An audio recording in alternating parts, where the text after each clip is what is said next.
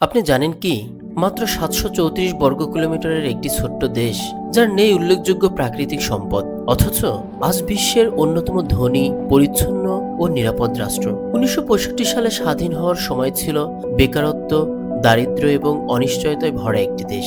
তাহলে মাত্র কয়েক দশকে কিভাবে তারা বিশ্বকে তাক লাগিয়ে দিল, বলছে সিঙ্গাপুরের কথা। চলুন জেনে নেওয়া যাক সিঙ্গাপুরের সাফল্যের ৫টি গোপন রহস্য। তার আগে আপনি এই চ্যানেলে নতুন হয়ে থাকলে চ্যানেলটি সাবস্ক্রাইব করার অনুরোধ রইল। এবার আসুন মূল আলোচনায়। ৩১ বছর সিঙ্গাপুরের প্রথম প্রধানমন্ত্রী হিসেবে দায়িত্ব পালন করা লি কুয়ান ইউ বিশ্বাস করতেন একটি দেশের সবচেয়ে বড় সম্পদ হলো তার মানুষ। তিনি দীর্ঘমেয়াদী পরিকল্পনা, সুশাসন এবং দক্ষ মানব সম্পদ গড়ে তোলার উপর জোর দেন। এই দূরদর্শী নেতৃত্বই সিঙ্গাপুরের উন্নয়নের ভিত্তি তৈরি করে। সিঙ্গাপুরে দুর্নীতির বিরুদ্ধে জিরো টলারেন্স নীতি অনুসরণ করা হয়, যার ফলে সিপিআই অর্থাৎ করাপশন পারসেপশন ইন্ডেক্স অনুযায়ী সিঙ্গাপুরের অবস্থান তৃতীয়তে। আইন সবার জন্য সমান, আর সরকারি কর্মকর্তাদের জবাবদিহিতা অত্যন্ত কঠোর।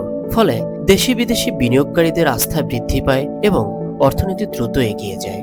বিশ্বমানের শিক্ষা ও শৃঙ্খলা। সিঙ্গাপুরের শিক্ষা ব্যবস্থা মুখস্থবিদ্যার পরিবর্তে দক্ষতা, বিজ্ঞান, প্রযুক্তি এবং সমস্যা সমাধানের গুরুত্ব দেয়, যার ফলে ন্যাশনাল ইউনিভার্সিটি অব সিঙ্গাপুর বিশ্ব র্যাঙ্কিংয়ে প্রতি বছর 10-এর মধ্যে থাকে। একই সঙ্গে নাগরিকদের ছোটবেলা থেকে আইন মানা, পরিচ্ছন্নতা এবং সামাজিক দায়িত্ব শেখানো হয়। ফলে তারা শুধু শিক্ষিত নয়, সুশৃঙ্খল নাগরিকত্ব নিয়েও বেড়ে ওঠে। ব্যবসা বান্ধব পরিবেশ। আইএমডি ওয়ার্ল্ড কম্পিটিটিভ র্যাঙ্কিং অনুযায়ী বিজনেস এফিসিয়েন্সিতে সিঙ্গাপুরের অবস্থান বিশ্বে প্রথম। সহজ কর ব্যবস্থা, আধুনিক বন্দর, উন্নত অবকাঠামো এবং দ্রুত সরকারি সেবার কারণে হাজারো আন্তর্জাতিক কোম্পানি সিঙ্গাপুরে বিনিয়োগ করেছে। এতে কর্মসংস্থান ও অর্থনীতি দুটোই দ্রুত বৃদ্ধি পেয়েছে। জাতীয় ঐক্য। চীনা, মালয় ও ভারতীয় বিভিন্ন জাতিগোষ্ঠীর মানুষ একসঙ্গে বসবাস করলেও সরকার সমান সুযোগ ও পারস্পরিক সম্মানের সংস্কৃতি গড়ে তুলেছে। এই ঐক্যই তাদের উন্নয়নকে আরও শক্তিশালী করেছে।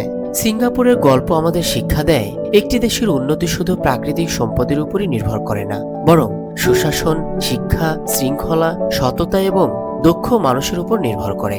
আপনার মতে সিঙ্গাপুরের কোন বিষয়টি আমাদের দেশের জন্য সবচেয়ে বেশি অনুসরণযোগ্য? কমেন্টে আপনার মতামত জানাতে ভুলবেন না। ভিডিওটি ভালো লাগলে লাইক, শেয়ার এবং সাবস্ক্রাইব করার অনুরোধ রইল। ধন্যবাদ সবাইকে। আজ এই পর্যন্তই। আসসালামু আলাইকুম।